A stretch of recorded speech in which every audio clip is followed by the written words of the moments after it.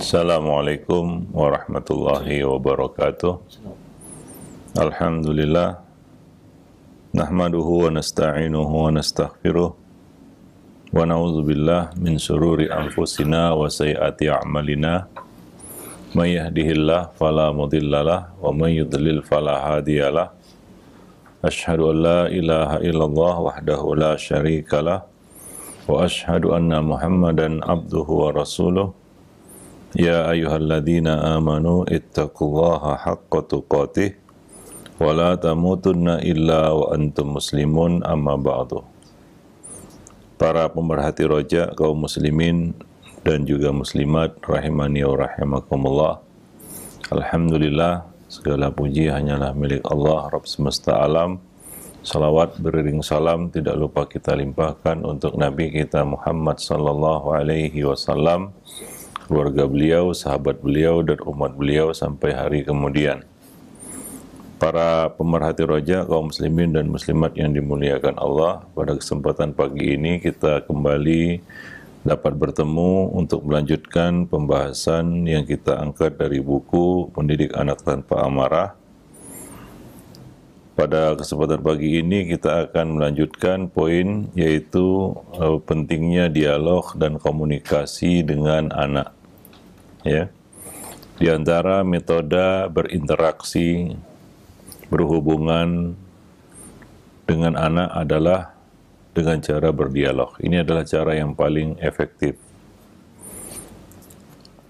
Cara ini bisa mengurangi perselisihan, menghindari munculnya kesalahpahaman, dan akan membuka hubungan antara anak dan orang tua. Anak sebenarnya memerlukan orang yang memahami kondisi kejiwaannya dan bisa memenuhi kebutuhan perkembangannya. Oleh karena itu, anak membutuhkan ayah bunda yang sekaligus mampu menjawab masalah-masalah, pertanyaan-pertanyaannya dengan rasional, masuk akal baginya. Ya, teman yang mendengarkannya ya sampai akhir pembicaraan. Ya, nah demikian. Masalah yang paling sering dikeluhkan oleh anak, khususnya anak remaja, adalah orang tuanya jarang berkomunikasi dengan mereka. Bukan karena tidak mampu, ya, ataupun tidak bisa, akan tetapi lantaran waktu yang tidak ada untuk saling bicara. Ya. Dan kadang-kadang orang tua juga mengalami kesulitan dalam mencari tema pembicaraan. Ya, sudah berhadapan dengan anak ini, apa yang mau dibicarakan kadang-kadang nggak tahu. Ya, hingga akhirnya diam-diam saja. Tidak terjadi dialog, ya apalagi diskusi. Nah, tentunya hal ini harus dipersiapkan segala sesuatunya, terutama waktu, kesempatan. Ya, sisihkan waktu untuk bisa berdialog ya dengan anak. Kemudian yang kedua, kita persiapkan juga tema. Apa kira-kira yang ingin kita bicarakan dengannya, ya. Sehingga pembicaraan itu melahirkan sesuatu yang baik ya, yang positif baginya. Kadang-kadang kita perlu menyampaikan nasihat melalui dialog, ya. Tidak satu arah, monolog, yaitu orang tua bicara terus anak diam saja mendengar. Tapi perlu dialog, yaitu pembicaraan dua arah. Ya, nah demikian. Ya, sehingga kita mengerti juga bagaimana perkembangan akalnya. Ya, perubahan yang terjadi pada jiwanya, ya. Nah, demikian. Nah, karena seorang itu dapat dinilai dari bagaimana cara dia berkomunikasi. Apakah anak ini sudah beranjak dewasa, sudah makin dewasa pemikirannya, atau masih sangat kekanak-kanakan. Ya, ini bisa kita lihat dari bagaimana cara dia berkomunikasi. Ya, nah demikian. Pasti ada perubahan-perubahan yang terjadi pada anak seiring dengan pertambahan usianya. Ya, yang paling ya signifikan adalah cara dia berkomunikasi. Ketika anak itu sudah mulai tumbuh remaja, cara berkomunikasinya beda dengan anak-anak atau kanak-kanak atau bocah. Demikian pula ketika dia sudah menginjak usia dewasa, tidak sama ya komunikasinya dengan cara bicaranya ya dengan anak-anak remaja. Ya, karena dia sudah semakin matang dan dewasa. Jadi salah satu faidah kita sering berdialog dan berkomunikasi dengan anak-anak kita adalah kita bisa mengetahui levelnya sampai di mana, bagaimana perkembangan kepribadiannya, ya. Nah, demikian. Nah, jadi kita bisa lihat juga kedewasaannya dari situ. Demikian juga komunikasi ini ya untuk berdiskusi masalah-masalah yang dihadapinya. Kadang-kadang perlu didiskusikan. Ada masalah-masalah yang perlu dicari titik temunya atau istilahnya win-win solutionnya ya, jalan tengahnya. Nah, itu tidak mungkin kecuali dengan cara berdiskusi ya, berdialog ya, sehingga kita tahu masalah yang sebenarnya dan dapat memberikan solusi yang tepat. Nah, demikian. Ya, di samping itu, ya berdialog dengan anak ini juga akan memunculkan ide-ide yang sebelumnya mungkin tidak ada. Ya, nah demikian. Mungkin ada beberapa hal yang belum sampai kepikiran sama kita. Ya, ide-ide baru mungkin ya untuk maslahat bersama tentunya, untuk maslahat ya, terutama untuk maslahat si anak. Ya, demikian pula kadang-kadang ini untuk mencairkan suasana, misalnya membahas topik-topik yang menarik, yang up to date, yang terkini, ya, yang kekinian, yang sesuai dengan dunia yang sedang dihadapinya. Ini akan memecahkan kebekuan dan kebuntuan, ya, mencairkan suasana, sehingga keakraban bisa lebih lekat, lebih dekat lagi, ya, lebih besar lagi. Ya, dengan demikian anak akan menganggap orang tuanya itu ya sebagai gurunya, ya sebagai pembimbingnya, ya seorang mentornya istilahnya, yang membimbingnya ya dalam satu kita katakan sekolah yang ya sangat luas besar, yaitu sekolah kehidupan. Karena yang jelas ya kita itu punya pengalaman hidup ya lebih daripada si anak. Ya, kita tidak mengajarkan ya modul-modul pelajaran kepadanya, tidak, ataupun materi-materi pelajaran ya kepada anak, bukan itu. Tapi kita mengajarinya hidup. Karena kita tentunya sebagai orang tua punya pengalaman hidup yang perlu kita bagikan juga kepada anak. Nah, demikian. Maka ketika kita membuka dialog ringan, ya, mungkin awalnya mungkin cuma beberapa menit. Lama-lama kalau itu sudah menjadi suatu kebiasaan, boleh jadi anak akan lebih senang mengobrol, berdialog dalam waktu yang lama. Ya, nah demikian, hingga dia mau diajak bertukar pikiran.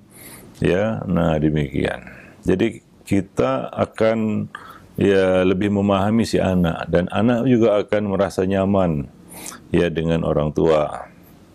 Dan komunikasi yang hangat dan lancar ini antara anak dan orang tua merupakan kunci penting dalam meraih maslahat bersama.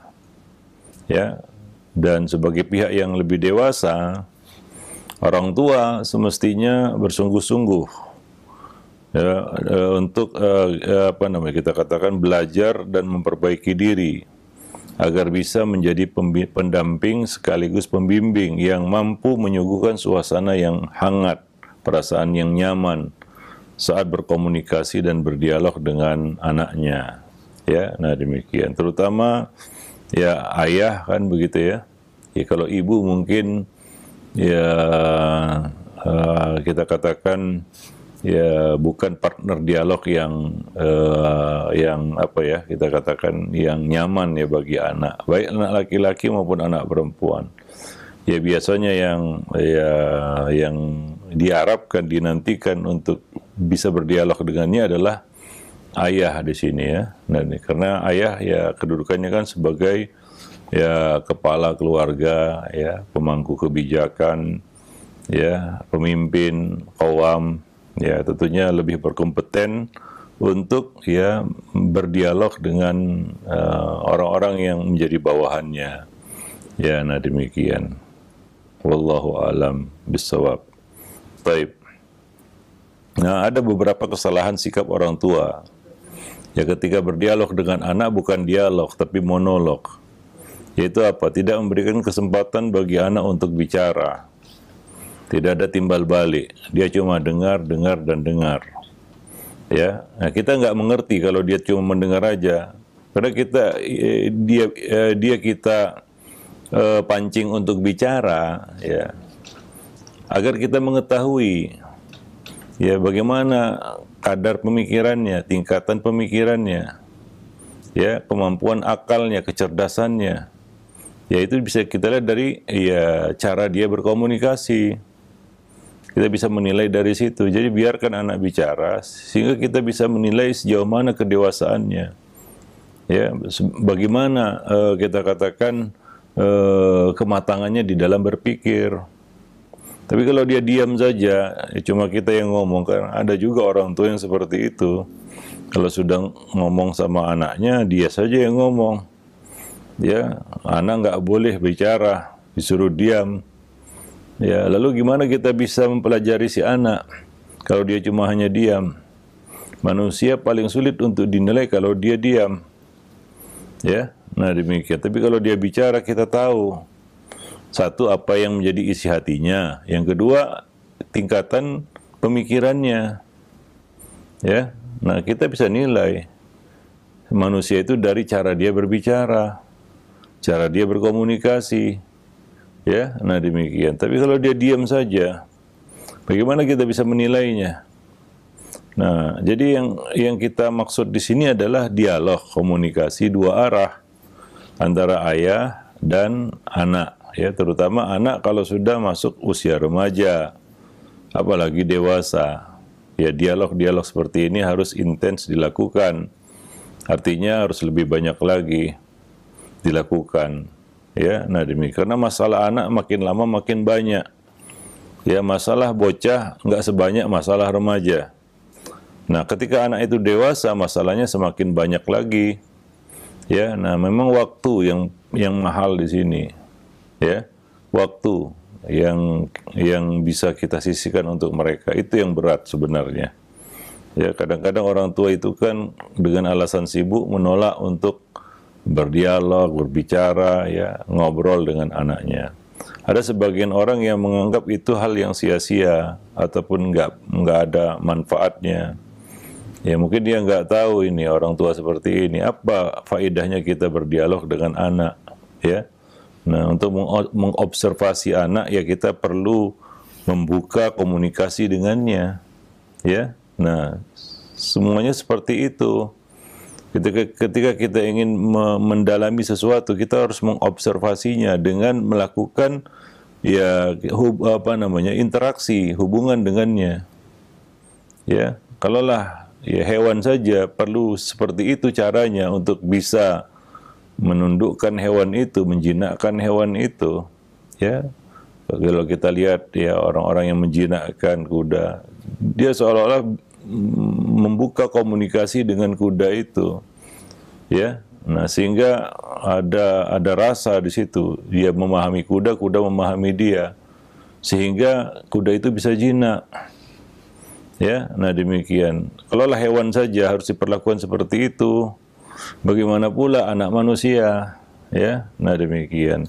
Nah, banyak orang tua yang tidak mengenal anaknya karena kurang berdialog, ya, kurang berkomunikasi. Ya, nah zaman sekarang ini, ya, kita dimudahkan dengan alat-alat teknologi yang canggih. Di antaranya alat-alat komunikasi. Ada handphone sekarang, ya. Nah, lebih dimudahkan lagi sekarang ada WA, kita bisa video call, vid call, bisa ngobrol gitu, walaupun tempat berjauhan. Ya, nah demikian. Seperti itu ya. Maka nggak ada alasan lagi Ya, kita nggak punya waktu, karena kapanpun kita bisa melakukan itu. Ya, masa 24 jam nggak ada waktu sama sekali untuk misalnya berkomunikasi dengan anak, kan begitu ya. Wallahu a'lam bishawab. Nah, kendala yang lainnya adalah sebagian orang tua ada waktu, cuma kadang-kadang kehabisan bahan dia. Nggak tahu lagi tema apa yang mau dia bicarakan dengan anak. Makanya kita katakan tadi ada dua hal yang perlu dipersiapkan. Yang pertama adalah waktu, ya, waktu luang, ya. Yang kedua adalah ya tema pembicaraan, ya, kita ingin membicarakan apa, ya, atau apa yang ingin kita bahas, ya itu harus kita persiapkan juga. Nah, demikian. Taib. Jadi itu salah satu hal yang penting untuk kita lakukan, yaitu membuka dialog dengan anak-anak kita, ya. Nah, untuk anak bocah mungkin ya hal ini belum begitu mendesak, karena kadang-kadang bocah itu asik sendiri dia, diajak ngobrol, diajak dialog pun dia nggak peduli, ya. Itu bocah, kanak-kanak, anak di bawah 10 tahun, ya belum waktunya untuk dialog, ya. Ya, bahkan ya mungkin dia lebih senang asik dengan dunianya sendiri, dunia bermainnya, kan begitu ya. Tapi begitu dia menginjak remaja, ya, nah ini sudah berbeda, ya, sudah berbeda. Dia memerlukan seorang yang bisa dijadikannya sebagai mentornya, ya, sebagai pembimbingnya. Nah, demikian, gurunya, orang tuanya. Maka di sini dia sudah mulai membutuhkan yang namanya dialog, ya, anak remaja. Wallahu a'lam bishawab. Taib. Ada di sana orang tua yang bersikap otoriter, yaitu sok berkuasa, sehingga anak merasa dinihilkan keberadaannya. Seakan-akan hanya orang tua pihak yang boleh bicara. Anak tidak diberi kesempatan untuk bicara sedikit pun. Ya, langsung di-cut, langsung dipotong. Diam kamu. Ya, kata si orang tua ini. Ya, ini nggak baik, ya, bagi si anak gitu.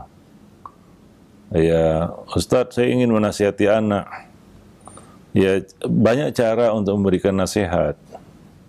Ya, banyak cara, ada banyak cara untuk memberikan nasihat. Salah satunya adalah dengan, ya, kita katakan, ya, berdialog, berkomunikasi. Ya, Nabi juga seperti itu. Nabi suka membuka pembicaraan dengan anak-anak remaja untuk memancing minat mereka. Kadang-kadang Nabi bertanya, untuk membuka pembicaraan Nabi bertanya. Bisa dengan pertanyaan, ya, untuk ingin mengetahui bagaimana kadar akal mereka, ya. Nah, demikian itu Nabi SAW. Jadi Nabi jauh dari sikap otoriter, ya, terhadap anak. Jadi anak juga perlu diberi kesempatan untuk bicara, ya. Nah, demikian. Wallahu a'lam bishawab. Maka jangan bersikap otoriter, ya. Yang berikutnya adalah suka menjelek-jelekkan, ya, suka memburuk-burukkan. Sebagian orang tua suka menjelek-jelekkan anak dalam semua hal, yang besar sampai yang kecil.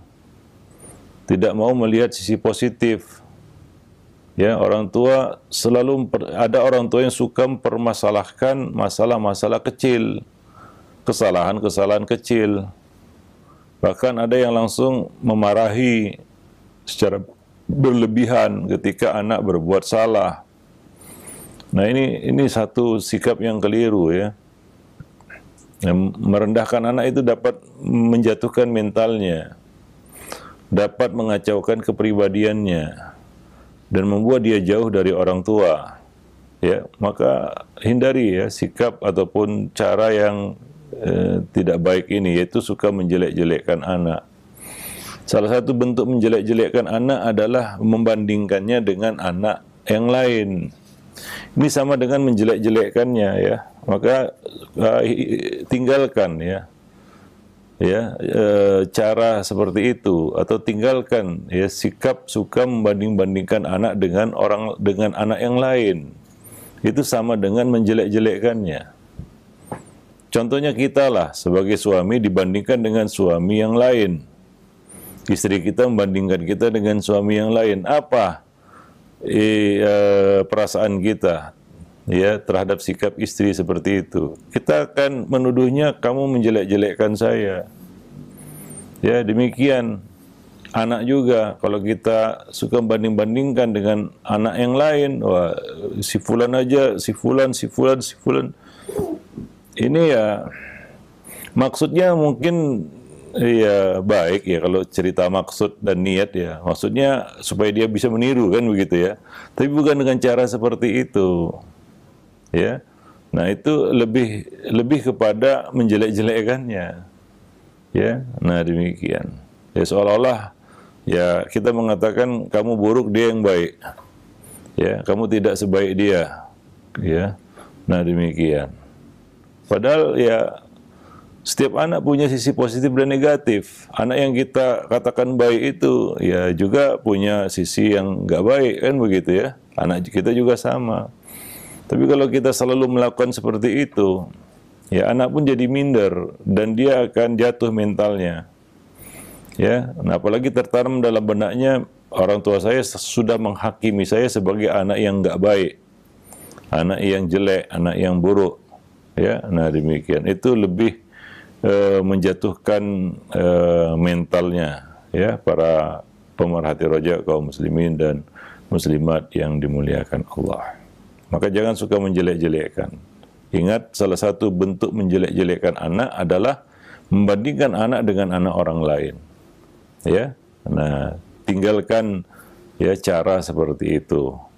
Ya, wallahu alam bisawab. Mungkin ya itu muncul dari kemarahan kita dan ketidakpuasan kita. Kita berharap anak seperti yang kita lihat itu. Ternyata anak kita nggak seperti itu. Kadang-kadang kita nggak bisa menerima kenyataan. Ya kenyataannya seperti itu. Itulah anak kita. Suka nggak suka, ya kita nggak bisa mengingkari kenyataan. Tapi kadang-kadang kita lihat anak orang lain, wah kepingin anak kita, ya seandainya anak itu adalah anak kita, kan begitu ya. Nah ini kan tidak menyelesaikan masalah anak kita. Apalagi itu ke bawah sampai di rumah kita membandingkannya dengan anak tersebut. Ya ini berat bagi si anak gitu ya, untuk menjadi orang lain. Sebagaimana kita juga berat untuk jadi orang lain. Maka di sini kewajiban orang menggali sisi positif anaknya. Ya, bukan dengan membanding-bandingkan anaknya dengan anak yang lain. Ya, karena setiap anak punya masalah. Misalnya anak sebelah ya kita katakan, anak tetangga ya mudah menghafal misalnya. Sementara anak kita susah sekali. Mungkin ada masalah ya pada dirinya. Dia menghadapi masalah di dalam menghafal. Yang perlu kita pecahkan, bukan kita bandingkan. Nah, coba lihat itu si fulan A, si fulan B sudah hafal sekian, kamu juz am aja nggak tamat-tamat. Ya, kalau seperti itu, ya itu bukan motivasi yang benar. Ya, maksud kita mungkin motivasi, tapi sebenarnya kita menjatuhkannya. Ya, nah demikian. Kita paksa dia untuk seperti si fulan, tapi kita tidak beri cara. Bagaimana caranya? Itu kan konyol ya. Kita ingin dia seperti si fulan. Kita paksa dia menjadi seperti si fulan. Itu intinya. Tapi kita tidak kasih jalan, cara. Bagaimana caranya gitu. Ya, mungkin ada masalah. Bagaimana cara mengenyahkan masalahnya? Ya, dalam menghafal misalnya. Nah, ini yang kadang-kadang orang tua itu ya lupa begitu ya. Nah, ataupun nggak tahu, ya sehingga berat bagi anak. Ya dia nggak ngerti lagi bagaimana cara memuaskan orang tuanya. Apakah dia harus menjadi orang lain? Nah, seperti itu. Ya para pemerhati roja kaum muslimin dan muslimat yang dimuliakan Allah. Nah, itu bukan membimbing itu nggak seperti itu. Ya, maka kita perlu menuntunnya. memecahkan masalahnya satu demi satu. Ya, nah demikian. Dan menunjukkan arah dan jalan bagaimana caranya bisa seperti itu. Nah, anak akan merasa senang kalau dibimbing. Tapi kalau ya kita di apa namanya, diojok-ojok istilahnya supaya jadi seperti itu, tapi kita nggak memberikan caranya, ya dia akan bingung gitu. Nah, dan yang ada dalam benaknya adalah orang tua saya kecewa dengan saya. Ya, orang tua saya tidak mengharapkan saya, dia mengharapkan anak seperti itu. Ya, demikian mungkin yang ada di dalam hati si anak. Dan dia akan kecewa, begitu ya. Wallahu a'lam bishawab. Yang berikutnya adalah ada sebagian orang tua menghukum dengan cara yang kurang bijak. Ini termasuk juga cara-cara yang nggak baik ya. Menghukum dengan cara yang kurang bijak. Sejak masih kecil, ada orang tua yang selalu memukul anak. Jika menolak, maka dianggap anak itu tidak baik, tidak hormat kepada orang tua. Padahal ada banyak cara yang bisa mereka lakukan untuk memberikan sanksi ya, jika memang hal itu diperlukan. Ya, nah seperti yang sudah kita jelaskan sebelumnya, ya, hukuman berupa pukulan itu adalah ya, puncak hukuman. Nggak ada lagi di atas itu, mau diapain lagi setelah dipukul. Itu sudah puncaknya itu. Kalau kita, ya istilahnya kalau gasnya udah gaspol lah gitu ya. Artinya nggak bisa digas lagi itu kalau sudah memberikan hukuman berupa pukulan. Ya, maka kalau bisa hukuman itu jangan langsung puncaknya begitu. Setelah di puncak apalagi? Nggak ada lagi yang bisa kita lakukan kecuali yang mengulang-ulangi itu aja. Memukul, dan terus memukul. Karena sudah mentok di pukulan begitu ya. Ya, maka hukuman itu kita tidak menafikan hukuman. Coba bagaimana kita memberikan hukuman? Ya, nah demikian. Sanksi juga sama. Ya, kalaulah sanksinya langsung pukul, ya, pertanyaannya setelah mukul, apalagi yang bisa dilakukan oleh orang tua untuk menghukum anak ini? Nggak ada, karena itu yang sudah puncaknya, istilahnya. Ya, kalau dalam sisilah hukuman, dalam hukum hudud itu udah yang tertinggi itu, hukuman berupa pukulan, hukuman takzir ya, berupa pukulan itu yang udah paling tinggi. Ya, nah demikian. Nah maka kalau bisa hukuman itu ya bertahap. Ya, maka di dalam Al-Quran juga Allah Subhanahu Wa Taala menyebutkan tahapan ini ya, dalam memperlakukan istri misalnya, menghukum istri. Pertama apa? Fa'idhuhunna, nasihati dulu, ya, dan sabar memberikan nasihat. Ya, mungkin gak cukup 1-2 kali, ya, mungkin harus berkali-kali diulang-ulang. Ya, kemudian yang kedua apa langsung pukul? Enggak juga. Ada cara lain untuk istri, pisah ranjang. Nah, untuk anak mungkin bisa cara-cara yang lain, ya, membatasi uang jajannya misalnya, atau hukuman-hukuman lain yang mendidik. Ya, jangan langsung pukul.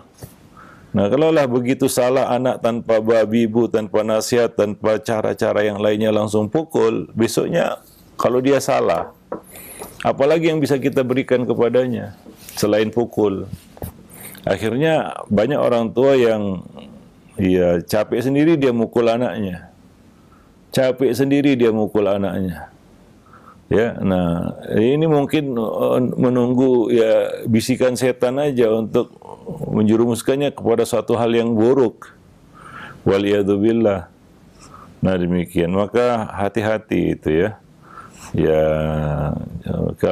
kalau kita memang perlu menghukumnya, maka hukumlah dengan cara yang bijak, yang ada nilai edukasinya, yang ada nilai tarbiyahnya. Ya, bukan hukuman kosong yang sekedar melampiaskan kekecewaan dan kemarahan saja. Ya, wallahu a'lam bishawab. Karena tentunya ya kita tahu bahwa hukuman itu bukan tujuan kita. Dia cuma wasilah untuk meluruskan anak kita. Sama seperti Allah Subhanahu wa taala menurunkan hukuman-hukuman atas satu kesalahan atau beberapa kesalahan untuk meluruskan manusia. Bukan itu tujuannya. Wallahu a'lam bishawab. Ya, jadi dalam Islam hukuman itu bukan tujuan. Dia adalah wasilah, ya, yang bisa dilakukan untuk meluruskan kesalahan-kesalahan mereka. Wallahu a'lam bishawab. Baik. Kemudian di antara cara yang salah juga adalah memaksakan pendapat tanpa memberi penjelasan. Ini kadang-kadang menyebalkan juga. Kalau itu dilakukan terhadap kita, kita juga sebel, ya.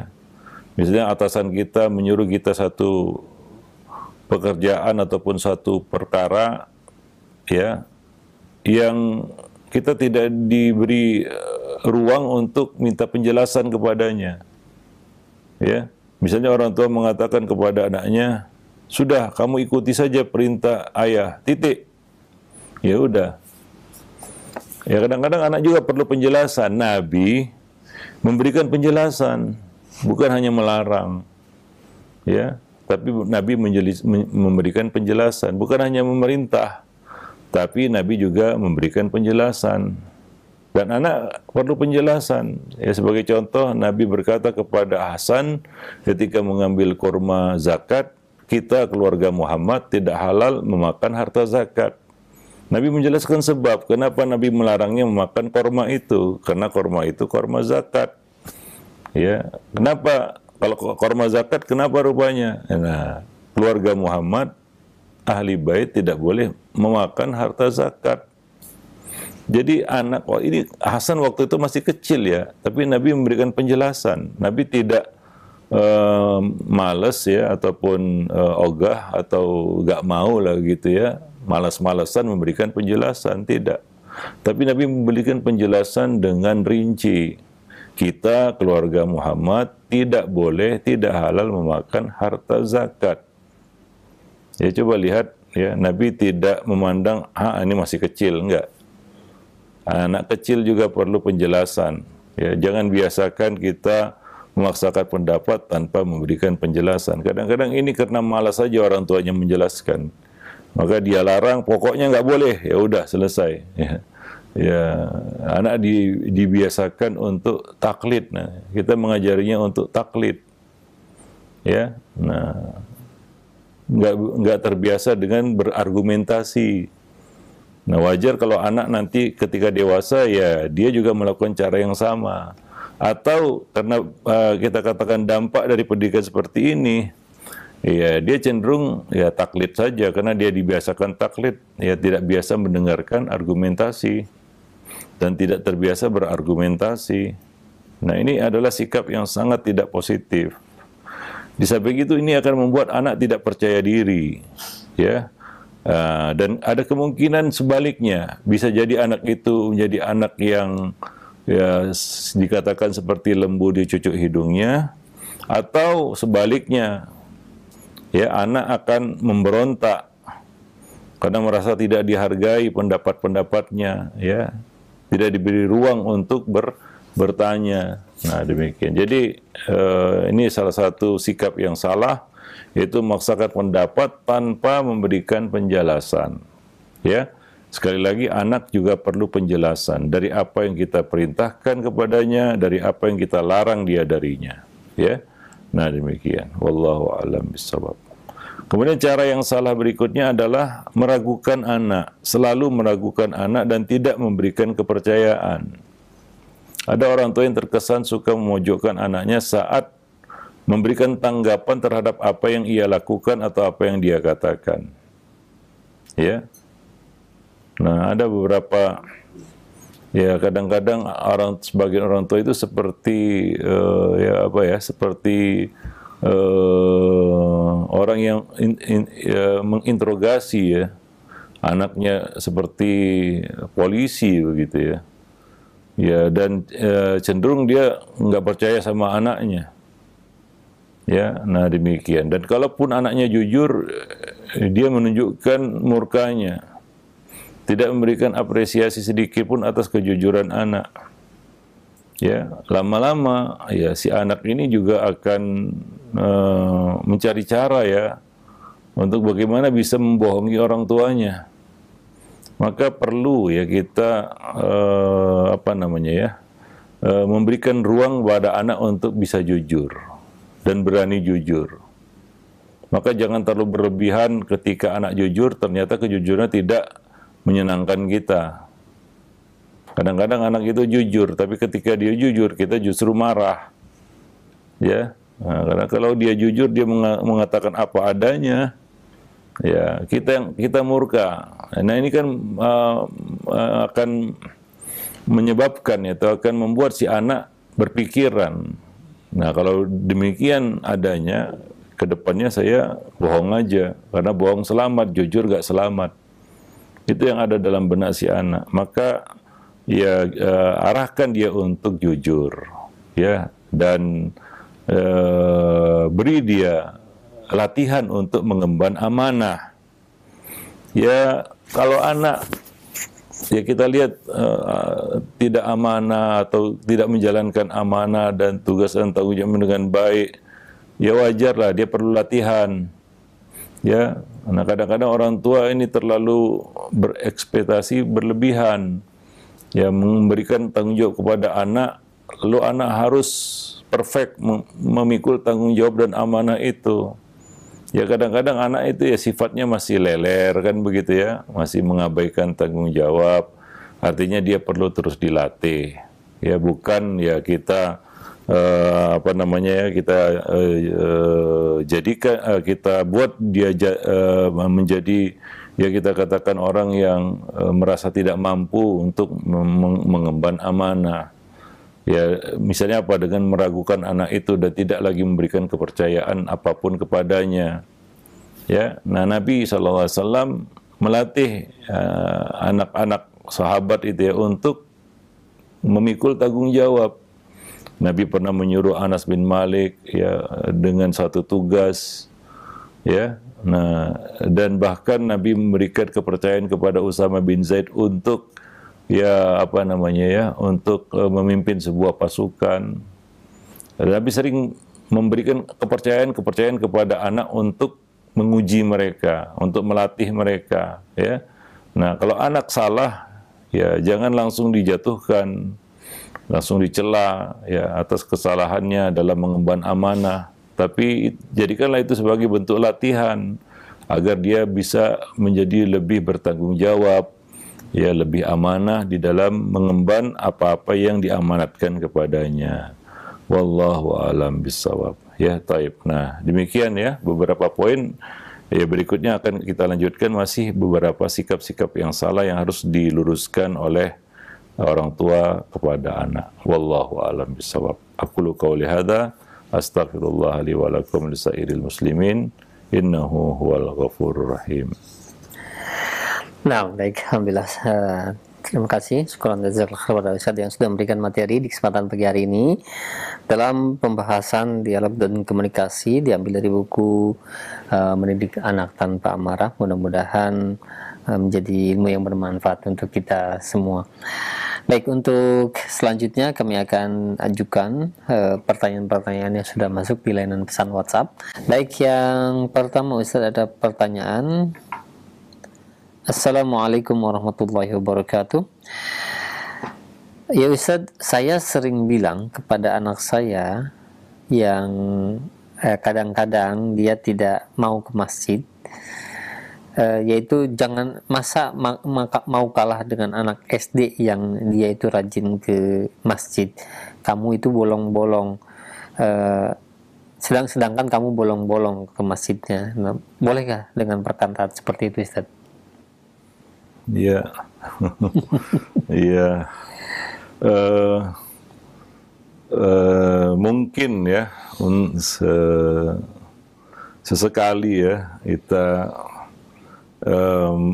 menyebut seorang untuk bisa dijadikan contoh, ya mungkin masih bisa diterima ya. Tapi kalau selalu membanding-bandingkan dengan kalau tidak ada di sana kesan merendahkannya, ya mungkin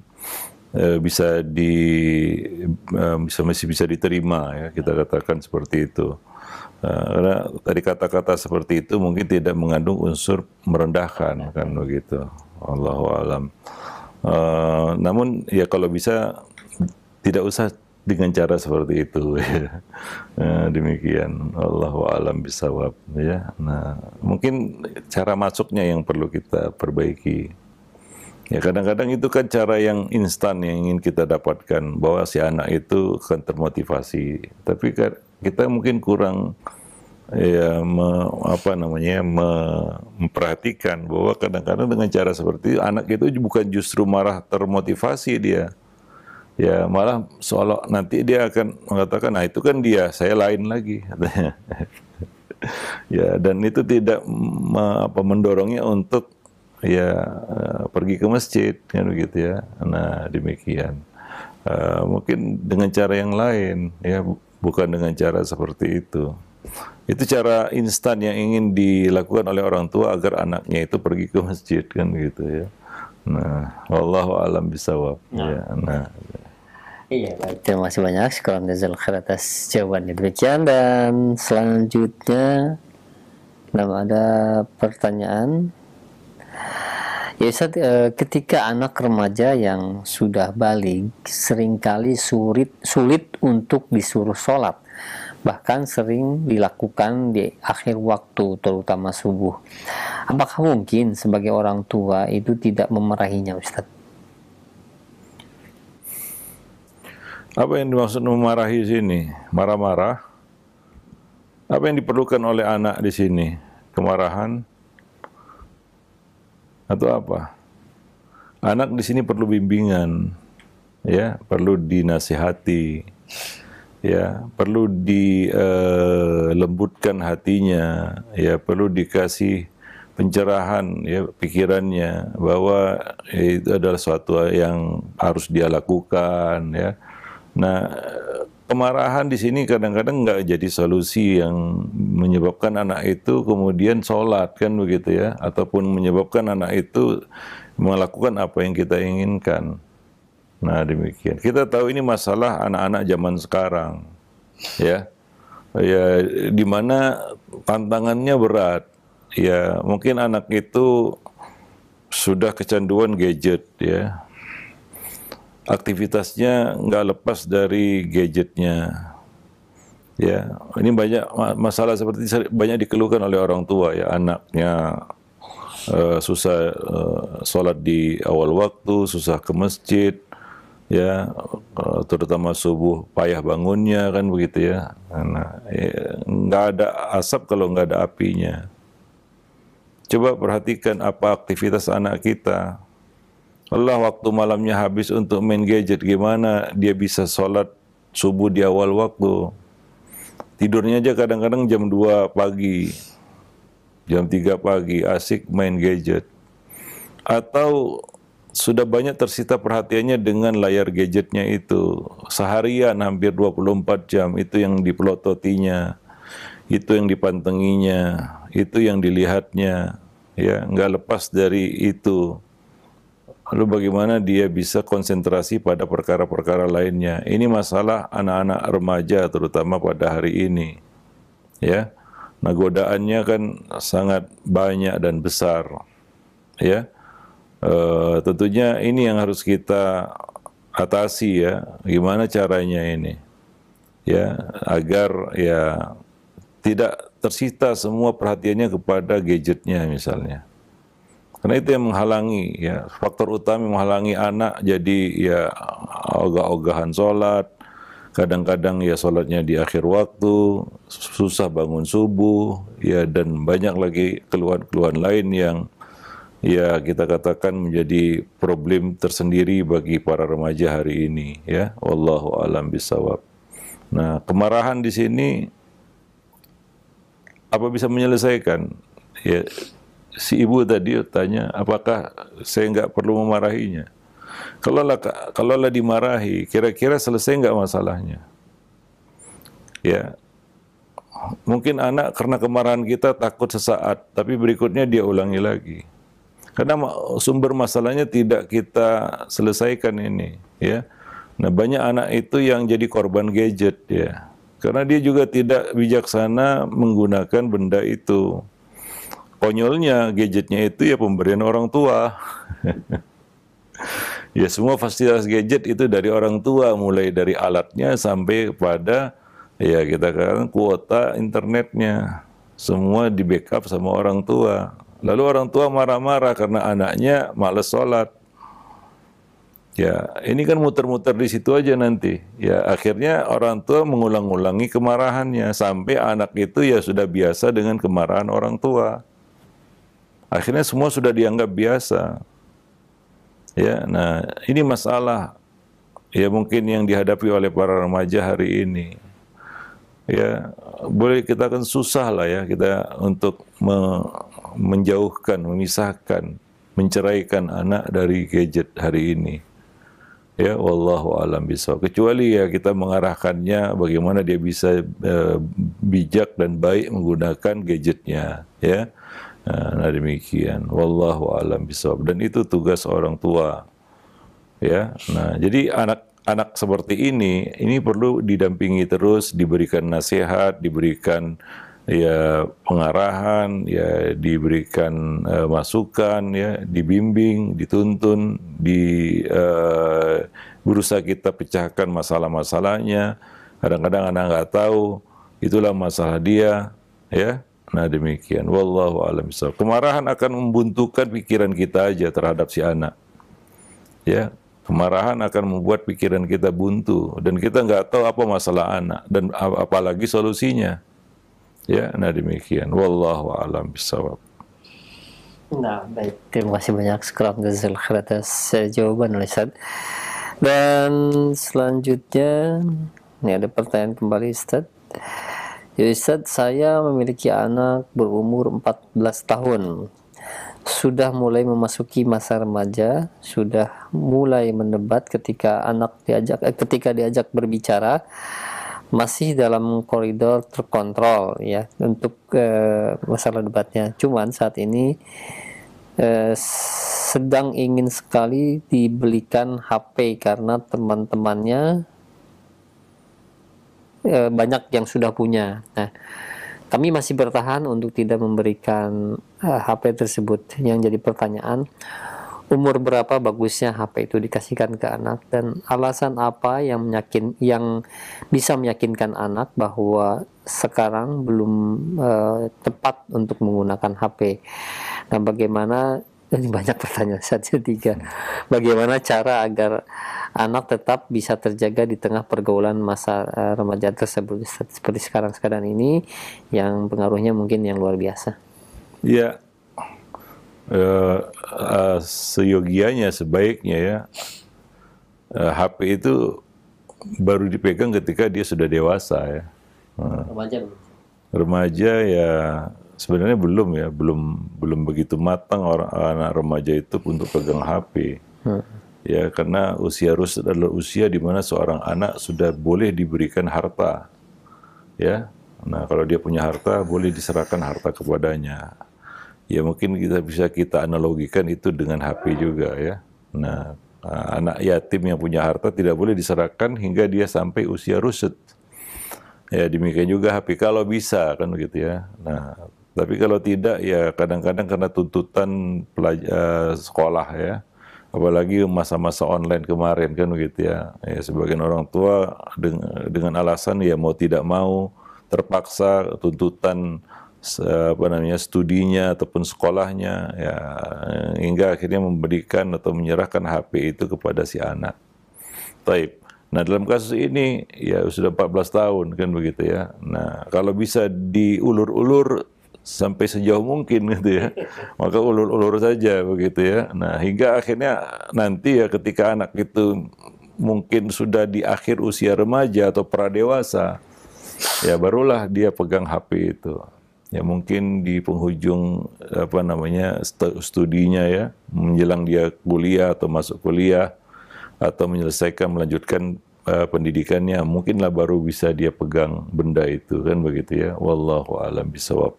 Karena ya akalnya juga sudah semakin matang, dia menggunakan ini juga ya dengan tanggung jawab penuh. Di samping itu dia juga sudah balik kan begitu ya. Nah, demikian.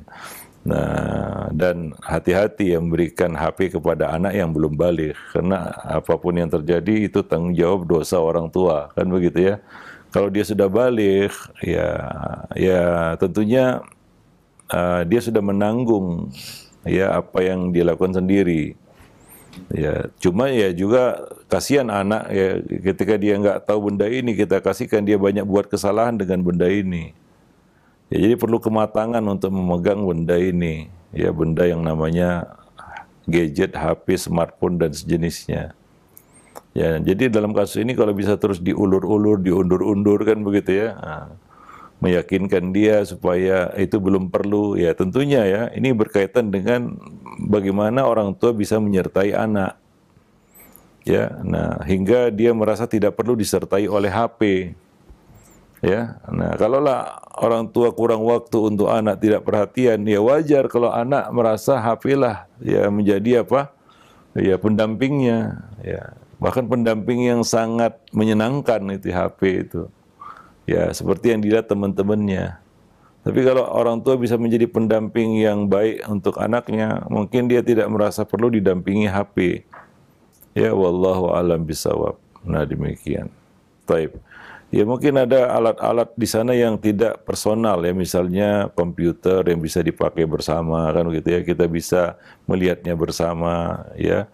Ya, dan juga terbatas penggunaannya kan begitu ya. Nah, ini bisa ya kita jadikan sebagai penggantinya, ya. Nah, jadi memang perlu sedikit modal lah kan gitu, beli mungkin monitor yang besar, ya kemudian buka komputer bersama. Ya kalau misalnya HP itu perlu untuk hal-hal yang mungkin ya berat ya,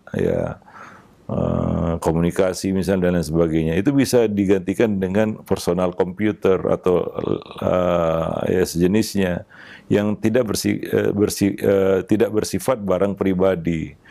Ya, HP ini sulitnya adalah dia menjadi barang pribadi yang bisa dibawa kemana-mana, menjadi pendamping, bahkan mendampinginya saat tidur. Nah ini kan satu hal yang tanpa batas istilahnya ya, susah untuk mengendalikannya dan mengawasinya. Wallahu a'lam bishawab. Itu sebabnya anak-anak kalau bisa jangan pegang HP. Ya, tapi kadang-kadang dia perlu ya. Zaman sekarang zaman ya kita kata kemajuan teknologi, sains dan sebagainya, dia perlu alat ya. Maka kita bisa menyediakan itu ya, personal komputer ya. Ya kalau perlu pakai proyektor gitu sehingga bisa dilihat bersama. Ya kita lebih bisa mengendalikannya.